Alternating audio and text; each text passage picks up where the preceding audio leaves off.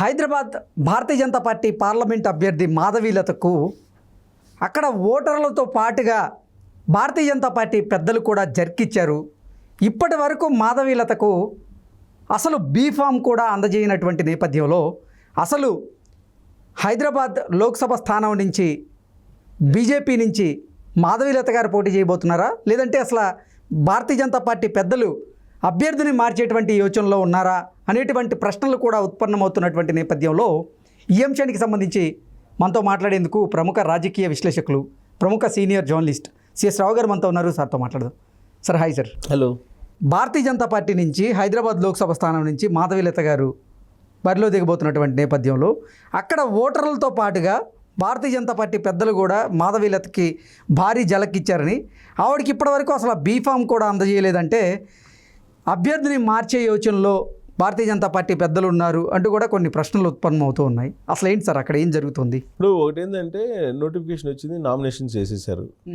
Nomination చేసిన తర్వాత శనివారం రోజు కొంతమందికి బీ ఫారంలు ఇచ్చారు బీజేపీ వాళ్ళు. కానీ మాధవీలతకి ఇవ్వాలి. మాధవీలతతో పాటు ఇంకో ఇద్దరికి ఇవ్వలేదు, ఇద్దరికో ముగ్గురికి ఇవ్వలేదు. బట్ మాధవీలతకి ఎందుకు ఇవ్వలేదు అనే దాని మీద ఒక గత 24 గంటల నుంచి బాగా సోషల్ మీడియాలో చర్చ జరుగుతుంది. అలాగే రాజకీయ వర్గాల్లో కూడా చర్చ జరుగుతుంది. గతంలో ఆమె ఇంటర్వ్యూ ఇచ్చినటువంటి నేపథ్యంలో ఒక నేషనల్ ఛానల్కి ఆ ఇంటర్వ్యూని చూడండి అందరూ అంటూ ప్రధాని మోదీ గారే పిలుపునిచ్చినటువంటి నేపథ్యంలో అసలు ఇప్పుడు మాధవీలత గారికి బీఫామ్ ఇవ్వకపోవడం ఏంటి భారతీయ జనతా పార్టీ పెద్దలు అనేది సర్వత్రా చర్చనీయాంశమైంది. ఆప్కా అదాలత్లో ఆవిడ పాల్గొన్నారు. ఆప్కా అదాలత్ ప్రోగ్రాంకి కొంత హిందీది కాబట్టి జనరల్గా హిందీ రాష్ట్రాల వాళ్ళు చూస్తారు కాబట్టి నరేంద్ర మోడీ కూడా చూసి ఉంటారా, లేకపోతే ఎవరైనా చూసి ఆయనకి పంపించారో తెలీదు. ఆప్కా అదాలత్ ప్రోగ్రాము లో బాగా మాట్లాడారు, పర్ఫార్మెన్స్ బాగుందని చెప్పి ఆయన కూడా సజెషన్ చేశారు. ఇది చూడండి ఆప్కా అదాలత్లో ఏం ప్రోగ్రామ్ చూడండి ఎంత బాగా మాట్లాడారు. అసలు ఆవిడ ప్రసంగానికి ప్రధాని మోదీ గారు ముగ్ధులైపోయారు, ట్వీట్ చేశారు. అంటే ముగ్ధులు కావటం అంటే ఒకసారి అయితే బాగానే ఉంటుంది, రెండోసారి బాగానే ఉంటుంది, మూడోసారి కూడా బాగుంటుంది. ఇంకా ప్రతిసారి అంటే ఒకటే కంటెంట్ చూడలేకపోయారంటారా? ఒకటే కంటెంట్ అని కదా ఆవిడ చేసేటువంటి యాక్షన్స్. ఇప్పుడు భారతదేశ వ్యాప్తంగా అనేక మంది బీజేపీ వాళ్ళు ఉన్నారు. గాడ్సేని మంచోళ్ళు అన్నటువంటి వాళ్ళు కూడా ఉన్నారు. గాడ్సేని మంచోళ్ళు గాంధీని కాల్చడం కరెక్టే అన్న వాళ్ళు కూడా ఉన్నారు బీజేపీలో. వాళ్ళ మీద వెయిట్ వేశారు, గుర్తుందో లేదో. అంటే ఒక లక్ష్మణ్ రేఖను దాటి వెళ్ళిపోతున్నారు అని చెప్పి. ఈవెన్ రాజా సింగ్ ఉన్నాడు కదా, రాజా సింగ్ మీద కూడా సస్పెన్షన్ పెట్టేసారు.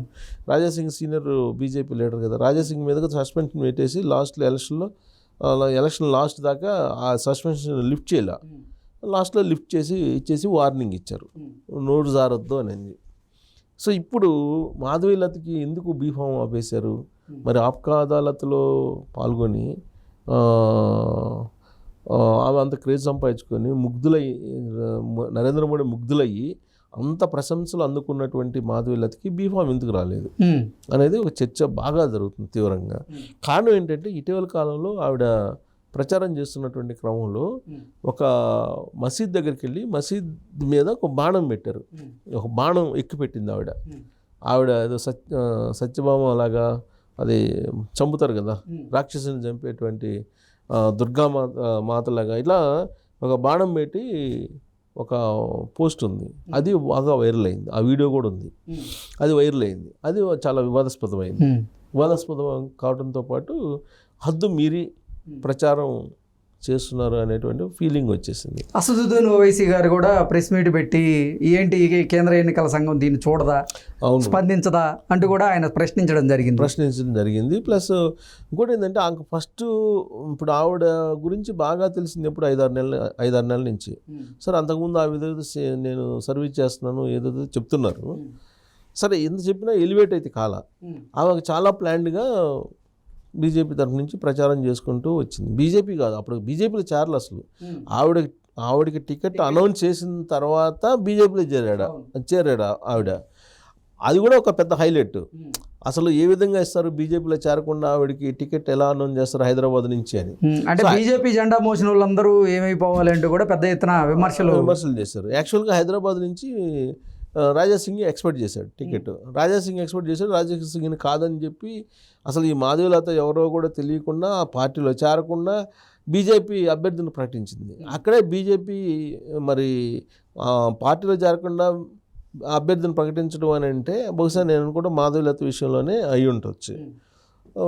అక్కడ అదే ఆంధ్రప్రదేశ్లో రఘురామ కృష్ణరాజు పార్టీలో చేరలేదని చెప్పి నరసాపురం నుంచి ఆయనకి టికెట్ ఇవ్వలేదు. సరే మార్చమన్నా కానీ మార్చేటువంటి పరిస్థితి రాలా. కానీ ఇక్కడ హైదరాబాద్లో మాత్రం సిచ్యువేషన్ డిఫరెంట్. ఇప్పుడు మాధవీలతని ఎంకరేజ్ చేశారు. ఎంకరేజ్ చేయడంతో పాటు ఆమెకి సెక్యూరిటీకి ఆమెకి వై కేటగిరీ ఇచ్చారు, వై+ కేటగిరీ ఇచ్చారు, సెక్యూరిటీ కూడా పెంచారు. అంత ప్రోత్సహిస్తున్నటువంటి బీజేపీ బీఫామ్ ఇవ్వడానికి ఎందుకు తడబడుతుంది, ఎందుకు ఒక బ్రేక్ వేసింది? అంటే ఆ రిలీజ్ అయినటువంటి వీడియో కూడా మార్ఫింగ్ చేసింది. నేను అసలు బాణం సంధించేది నేను వేరే దానికి సంధించాను. ఆ వీడియో చూస్తే నేను డైరెక్ట్గా దానికి చేసినట్లేదు, ఆ క్రౌడ్ని అట్లా పెట్టి మార్ఫింగ్ చేసి రిలీజ్ చేశారు అన్నట్లుగా ఆవిడకి చెందినటువంటి కొంతమంది అనుచరులు కూడా బయటకు వచ్చి ఆరోపణలు చేస్తున్నటువంటి నేపథ్యం ఉంది సార్. ఉంది. అది జనరల్గా ఏంటంటే ఇప్పుడు ఏది వచ్చిన తర్వాత అది ఒక నిజమైనా కానీ డీప్ ఫేక్ అంటున్నారు. ఇప్పుడు నిజమైనా కానీ డీప్ ఫేక్ ఇది నమ్మడానికి లేదని అంటున్నారు. ఏది నమ్మాలో ఏది నమ్మకూడదో తెలియనటువంటి పరిస్థితి ఇప్పుడు నెలకొంది. ఈ క్రమంలో ఆమె జనరల్గా సరే అది నిజమా కాదా ఆ వీడియో అనేది పక్కన పెడితే ఆమె ప్రచారం చేస్తున్నటువంటి సరళిని చూస్తుంటే మత విద్వేషాలను రెచ్చగొట్టేలాగా ఉన్నాయి అనేది చాలా క్లియర్గా అర్థమవుతుంది. ఈ మధ్యకాలంలో ఒక ఛానల్కి ఇంటర్వ్యూ ఇస్తూ కూడా ఆవిడ మాట్లాడినటువంటి ప్రసంగం కనుక చూస్తే ముస్లింలు మీద తిరగబడినటువంటి వాళ్ళు అసలు అనవసరం ఈ దేశంలో అన్నట్టుగా ఆవిడ ప్రసంగం ఉంది, ఆవిడ స్పీచ్ ఉంది. అంటే అక్కడ హైదరాబాద్ లోక్సభ పరిధిలో ఒక మత విద్వేషాలను రెచ్చగొట్టి గెలవాలి అనేటువంటి ఒక ఆలోచన ఉన్నట్టుంది. అట్ ద సేమ్ టైం ఆవిడ ఏం చెప్తున్నారు, ముస్లింలకు సంబంధించి నేను త్రిపుల్ తలాక్కు వ్యతిరేకిస్తూ పోరాటం చేశాను, త్రిపుల్ తలాక్ను రద్దు చేయాలని. అందుకే నన్ను ముస్లిమ్స్ గుర్తించారు, నేను ముస్లింల కోసం, పేద ముస్లింల కోసం నేను పోరాడుతున్నాను. కానీ క్షేత్రస్థాయిలో పరిస్థితులు వేరుగా ఉన్నాయి కదా సార్. అంటే హిందూకు సంబంధించినటువంటి ఓటర్లే ఆవిడ వెళ్ళి ప్రచారం చేస్తున్నటువంటి నేపథ్యంలో ఆవిడతో వారించినట్లుగా ఒక వీడియో కూడా వస్తుంది, 2 రోజుల నుంచి బయట తిరుగుతుంది. ఎందుకంటే ఈవిడ చేస్తున్నటువంటి ఓవర్ యాక్షన్ అనేది చాలా మందికి అనిపిస్తుంది. అంటే బీజేపీలో వాళ్ళకి ఓవర్ యాక్షన్ చేస్తున్నారు, అవసరానికి మించినటువంటి యాక్షన్ చేస్తున్నారు అని. ఈ డ్రెస్సింగ్ కూడా దండలు వేసుకోవటం, రుద్రాక్షలు వేసుకోవటం, లేనిటువంటి వేషధారణని పెట్టుకొని ఈవిడ వెళ్ళటం. గతంలో ఇప్పుడు ఆ వేషధారణ ప్రదర్శించినటువంటి ఆవిడ కొత్త వేషధారణలు కనిపించడం, ఇవన్నీ కూడా డ్రామాటిక్ వ్యవహారం అనే ఒక కాన్సెప్ట్ వెళ్ళిపోయారు. అంటే అదే చెప్పేది, ఒక శృతి మించినప్పుడు అది వెగటగలుగుతుంది. ఆ శృతి మించి వెగటగలిగినటువంటి కారణంగానే ఆమె బీఫామ్ ఆపి చూస్తున్నారా, పరిశీలిస్తున్నారా. అభ్యర్థిని మార్చే ఆ పరిస్థితి ఏమైనా ఉందంటారా? అభ్యర్థిని ఈ స్టేజ్లో మార్చకపోవచ్చు అనుకుంటా. బట్ కొంత తను కంట్రోల్లో పెట్టి కొంచెం వార్నింగ్ ఇచ్చేటువంటి అవకాశం ఏమైనా ఉంటుందేమో. ఎందుకంటే బీజేపీ కొంత లక్ష్మణ రేఖలు ఉంటాయి కొన్ని. ఇప్పుడు ఎక్స్ట్రీమ్గా వెళ్ళినప్పుడు డెఫినెట్గా సీరియస్ యాక్షన్ తీసుకుంటుంది బీజేపీ. దాంట్లో భాగంగా ఈమెకి కొంచెం కిషన్ రెడ్డి ఆవిడకి స్వేచ్ఛనిచ్చేశారని, కిషన్ రెడ్డి సపోర్ట్ చేస్తున్నారు, సో ఆవిడకి పక్కాగా బీఫామ్ వచ్చే అవకాశం ఉందంటూ కూడా కొంతమంది మాట్లాడుకుంటున్నారు. బీఫామ్ రావచ్చు, బీఫామ్ రేపు ఎల్లుండి ఇవ్వచ్చు, 25వ తారీఖు ఇవ్వచ్చు, లాస్ట్ రోజు, అది వేరు. కానీ ఫస్ట్ లిస్టులో ఆమె బీఫామ్ ఇవ్వకపోవడం అనేది ఆలోచించదగ్గ పరిణామమే కదా. ఎందుకు ఇవ్వలేదు? ప్రధాని మోదీ గారు ముగ్ధులైన నేపథ్యంలో ముగ్ధులైనారు, సెక్యూరిటీ ఇచ్చారు, ఇన్ని ఇచ్చిన తర్వాత నీకు బీఫామ్ ఎందుకు ఆపారు? ఇంకా అందరితో పాటు ఇవ్వాలి కదా. ఒక 2-3 ఆపారంటే మిగతా వాళ్ళకి ఏదో మారుస్తారు అంటున్నారు. మరి ఇంక కూడా మారుస్తారా, మార్చడానికి ఆపారా అనేటువంటి సందేహం వస్తుంది. వాస్తవంగా ఒక రకంగా చెప్పాలంటే బీజేపీ ఒక రకంగా అలా తట్టింది అనొచ్చు. ఓకే, అంటే హెచ్చరించింది. దూకుడుగా పోతున్న పరిస్థితిని గమనించి బీజేపీలో ఇలా ఓవర్ యాక్షన్స్ కుదరవు అనేటువంటి ఒక సంకేతం ఏమైనా ఇచ్చేదానికి అలా ఆపారా అనేది.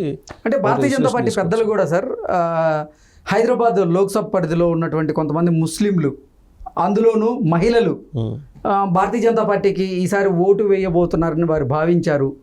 అందుకే ముస్లింలను ఉద్దేశించి ఎటువంటి వ్యాఖ్యలు చేయొద్దు అంటూ కూడా మాధవీలత గారిని హెచ్చరించారనేది కూడా ఒక వార్త బయటకు వచ్చింది. ఎందుకంటే త్రిపుల్ తలాక్ రద్దు చేసిన కారణంగా ముస్లిం మహిళలు బీజేపీ కొంతమంది ఓట్లు వేసే అవకాశం ఉంది. ఆ ఓటింగ్ బ్యాంక్ పోయేటువంటి అవకాశం ఉంది కదా. పైగా ఇప్పుడు విడతల వారీగా జరుగుతుంది కదా పోలింగ్. ఎగ్జాక్ట్లీ. ఈ ఎఫెక్ట్ అక్కడ కూడా పడే అవకాశం ఉంది. సో కాబట్టి డెఫినెట్గా ఉంటుంది. ఉత్తరప్రదేశ్ ఉంది, ఉత్తరప్రదేశ్ చాలా కీలకం.